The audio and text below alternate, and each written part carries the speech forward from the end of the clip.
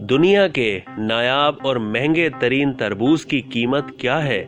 دنیا بھر میں کاشت کیے جانے والے 1200 سے زیادہ اقسام کے تربوز میں سے ایک ڈینسکے قسم کا تربوز نہایت ہی مہنگا اور بہت ہی پسند کیا جاتا ہے۔ اس تربوز کی کاشت محدود پیمانے پر صرف شمالی جاپان کے جزیرہ ہوکائیڈو میں ہی کی جاتی ہے، اور صرف 100 کے قریب تربوز ہر سال سامنے آتے ہیں۔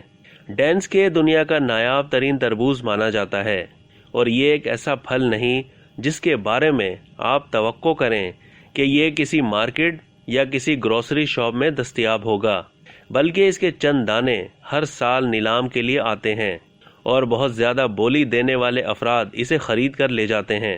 اس کی قیمت سینکڑوں سے لے کر ہزاروں ڈالر کے مساوی ہوتی ہے۔ 2019 میں تاریخ کا سب سے مہنگا ڈینسکے تربوز $6,000 میں فروخت ہوا تھا۔ تاہم گزشتہ 2 برسوں میں کورونا وائرس کی وجہ سے اس کی قیمت میں کمی آئی ہے، لیکن اب بھی یہ سیاہ واٹر ملن یا تربوز انتہائی مہنگے داموں فروخت ہوتا ہے۔ اب تک کے لیے اتنا ہی۔ مزید معلومات کے لیے ڈیلی جنگ کے یوٹیوب چینل کو سبسکرائب کرنا نہ بھولیے، اور فیس بک کے پیج کو بھی لائک کرنا نہ بھولیے۔